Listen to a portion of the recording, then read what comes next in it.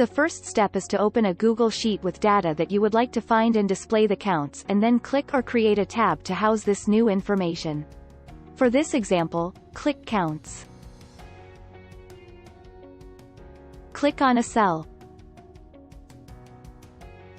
Type a header name and press Enter. Type equals count. Click on the COUNTIFs function. Click Data.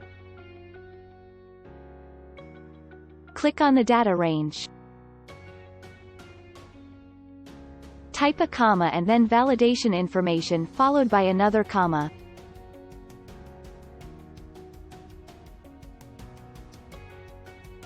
Click Data Range. Type comma. Click Counts. Click on a cell to calculate off of. Type end parentheses and press Enter. Click the corner of the cell. With your mouse, click and drag the corner, then drop it on the bottom corner.